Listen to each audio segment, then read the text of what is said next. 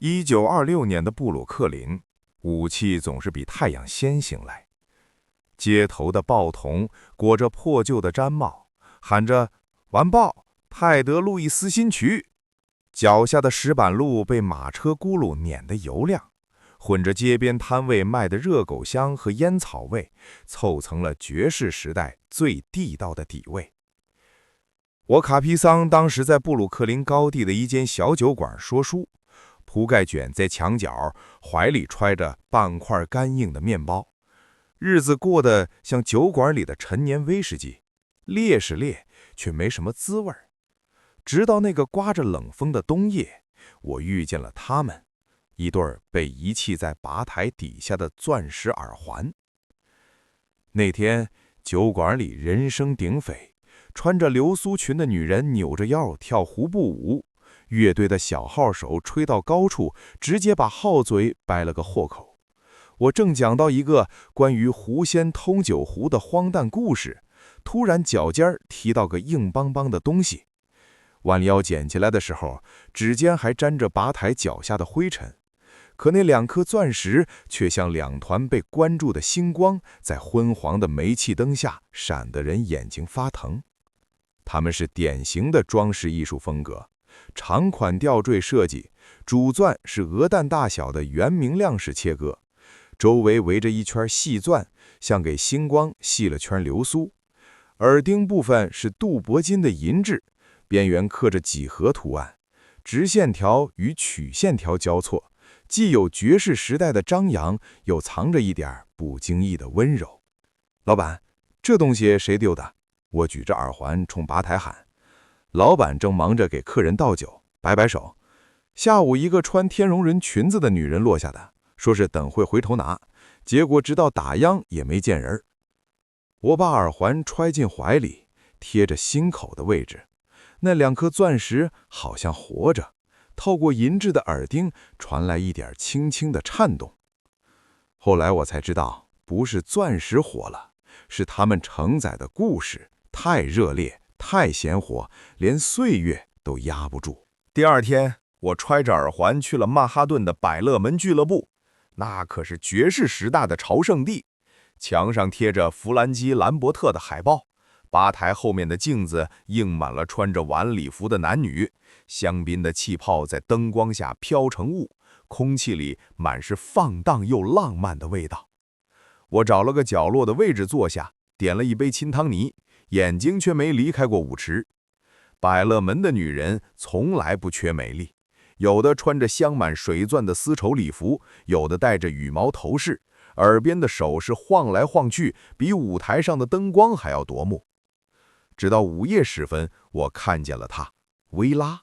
她穿着一袭黑色的天鹅绒长裙，腰间系着一条钻石腰链，脚踩着红色的高跟鞋。走进舞池的时候，全场的目光都粘在了她身上。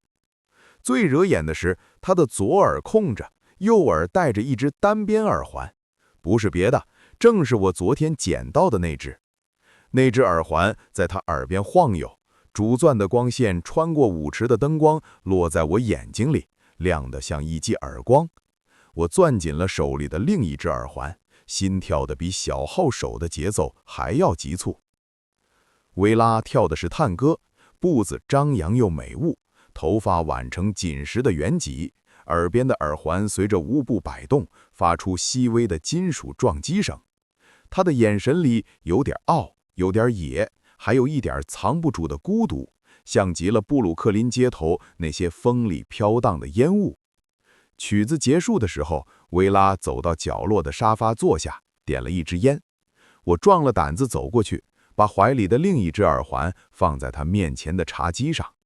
小姐，你的东西落下了。薇拉抬眼看我，眼尾画着浓烈的烟熏妆，瞳孔里映着百乐门的灯光，也映着那只耳环。她没说话，只是拿起耳环，指尖抚摸着铂金上的几何纹路，然后突然笑了，声音像碎掉的玻璃，清脆又带点凉意。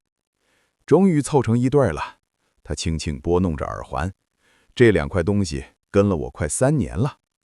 我问她怎么会落下一只，薇拉抿了一口香槟，开始讲起了这对耳环的故事。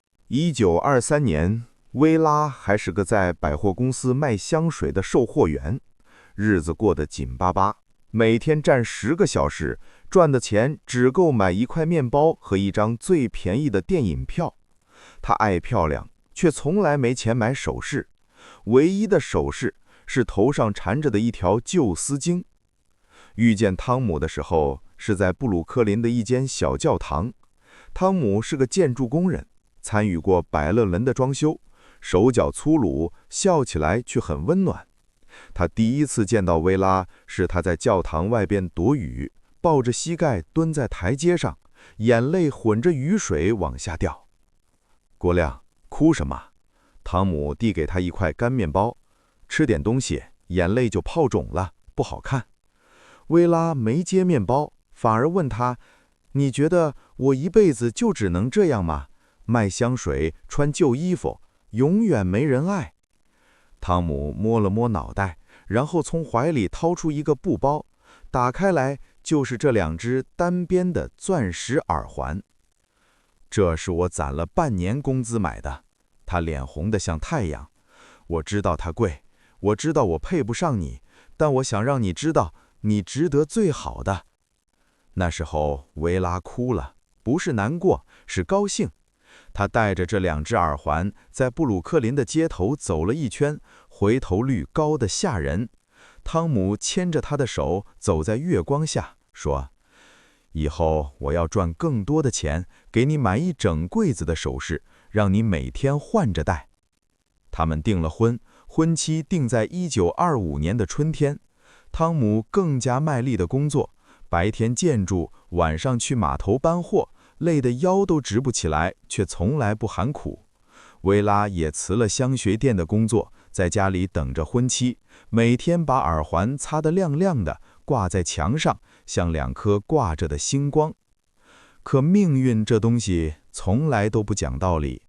1924年的冬天，战争的阴影飘到了纽约。汤姆被征召入伍，要去欧洲战场。走的那天，薇拉去车站送他，穿着最好的一件裙子，耳边戴着那2只耳环。等我回来，汤姆抱着她，声音沙哑，回来就娶你，这对耳环就当是我们的婚礼信物。他把其中一只耳环摘下来，塞进薇拉的手里。你戴着这只，我戴着那一只，只要我们都活着，就能凑成一对。薇拉攥着耳环，眼泪掉在钻石上，烫的钻石都好像在颤动。火车鸣笛离开的时候，她站在月台上，挥着手，直到看不见火车的影子，还攥着那只耳环，不肯松手。汤姆走后，薇拉每天都擦那只耳环，擦到银质的表面发亮，擦到钻石的光线能照出她的脸。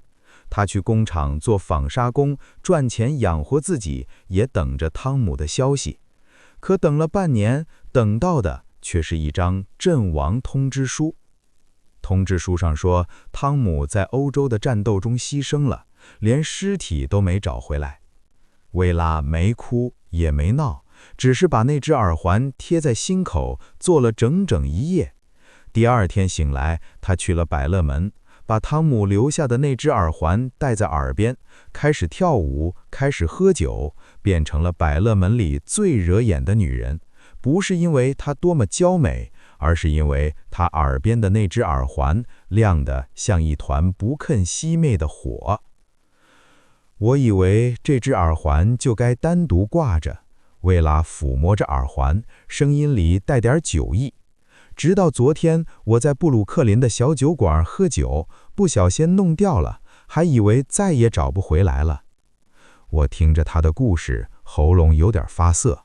百乐门的爵士乐还在响，舞池里的男女还在跳舞，可我觉得周围的一切都安静了下来，只剩下那2颗钻石的光在灯光下晃来晃去，像汤姆的眼睛，温暖又执着。薇拉说，她后来去了很多地方，去了巴黎，去了伦敦，耳边始终戴着那一只耳环。他见过穿着晚礼服的贵妇，耳边挂着比这更大的钻石。他见过好莱坞的女星在镜前试戴满手的珠宝，可他从来没羡慕过。钻石这东西，薇拉轻轻碰了碰耳边的耳环，不是越大越贵，也不是越亮越好，它得承载点什么才有意义。汤姆送我的这只比任何珠宝都要珍贵。我点点头，把怀里的另一只耳环递给他。现在他们凑成一对儿了。薇拉接过耳环，慢慢戴在左耳上，两颗钻石在她耳边晃悠，一左一右，像两颗跳动的心脏。灯光落在她脸上，眼尾的泪光闪烁，耳边的钻石流光溢彩，配上她天绒纹的裙子，简直像从画里出来的人。卡比桑，他看着我笑了。你说汤姆在天国会看见我戴着这对耳环吗？肯定会，我说。他正站在云端，看着他的姑娘戴着他送的耳环，在百乐门跳着舞呢。那天晚上，薇拉拉着我跳了一支舞，她的步子很轻，耳边的耳环随着舞步摆动，发出细微的金属声，混着爵士乐的节奏，像一首动人的歌。舞池里的人越来越多，香槟的气泡越来越多，灯光越来越亮，可我眼里只有薇拉耳边的那对钻石耳环，闪着1920年代的最灿烂的光。后来，我把这对耳环的故事写成了书，书卖得很好。布鲁克林的小报记者来采访我，百乐门的老板邀请我长期说书，甚至有好莱坞的制片人找来，想把这个故事拍成电影。薇拉后来离开了纽约，去了加克州。走之前，他把这对耳环送给了我，说：“卡比桑，你是个会说故事的人，这对耳环交给你，能让更多人听到他的故事。”我一直把它们放在一个丝绒盒子里，锁在墙角的柜子里。每次说书说到动人之处，我都会拿出来放在桌上，让两颗钻石的光照亮听书人的眼睛。